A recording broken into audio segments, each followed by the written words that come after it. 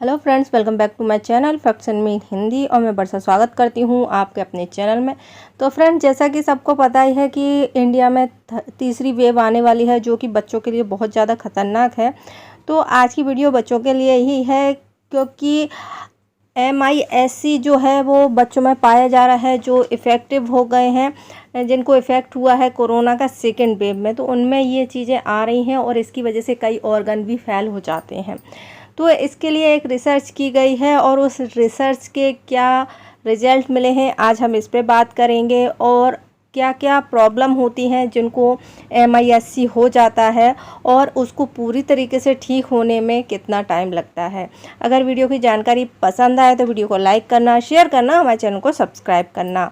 तो फ्रेंड्स, क्या है कि अब जो थर्ड वेव आने वाली है उसमें सबसे ज़्यादा जो इफ़ेक्ट होने वाले हैं वो होंगे बच्चे, और बच्चे इन्फेक्टेड होंगे तो उनमें MIS-C के जो सिम्टम हैं वो आ सकते हैं। जब कोरोना रिकवर हो जाता है उसके बाद 1.5 महीने बाद ये इस तरह के सिम्टम देखने को मिलते हैं, जिसे paediatric inflammatory multi system syndrome कहते हैं।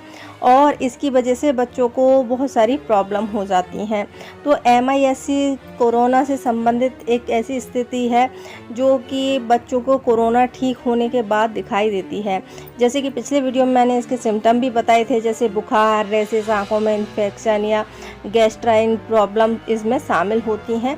लेकिन कभी कभी ये सिम्टम इतने गंभीर हो जाते हैं कि किसी ऑर्गन को फेल भी कर सकते हैं।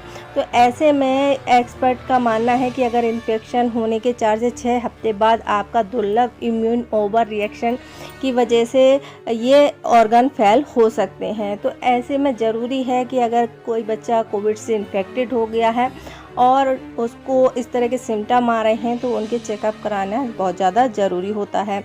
तो इसके लिए अभी कुछ बच्चों में इस तरह के सिम्टम देखने को मिल रहे हैं और कुछ रिसर्च की गई है जिसमें कि बच्चों को कितने टाइम तक ये सिम्टम रहते हैं इस पर देखा गया है। तो अगर आपको ये लक्षण मिलते हैं, जैसे 24 घंटे से ज़्यादा ये सिम्टम रहते हैं, उल्टी, दस्त, पेट में दर्द, स्किन रैशेज, बेवजह थकान, दिल की धड़कन का तेज़ होना या सांसें तेज़ लेना, आँखों में लालपन, होंठ, जीभ में सूजन, लालिमा, हाथ पैर में सूजन, सिर दर्द, चक्कर आने या सिर चकराने की तरह के सिम्टम देखने को मिलते हैं, तो the Lancet child and adolescent health में एक स्टडी प्रकाशित की गई है जिसमें कि अधिकतर लक्षण जो हैं 6 हफ्ते बाद ठीक हो जाते हैं।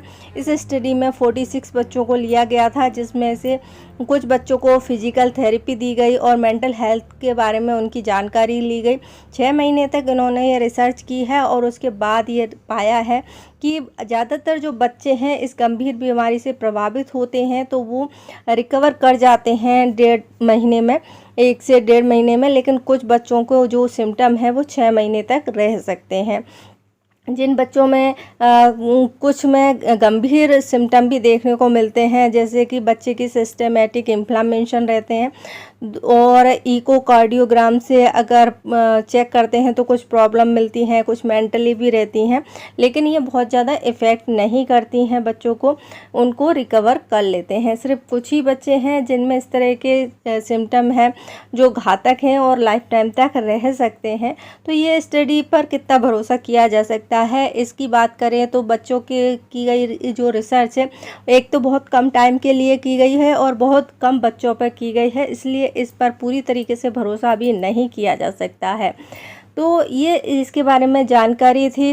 और अगर इस तरह के सिम्टम बच्चों में दिखाई देते हैं तो फिर आप चेकअप ज़रूर कराएं। अगर बच्चे में CRP वैल्यू ब्लड की जांच की जाती है और उसमें 20 से लेकर 137 mg तक मिलता है तो ये बहुत ज़्यादा वैल्यू है, क्योंकि यह वैल्यू मात्र 6 से 10 mg तक होनी चाहिए। अगर ये इससे ज़्यादा होती है तो इसका जो सिम्टम है या ऑर्गन पे इफ़ेक्ट है वो बहुत घातक हो सकते हैं।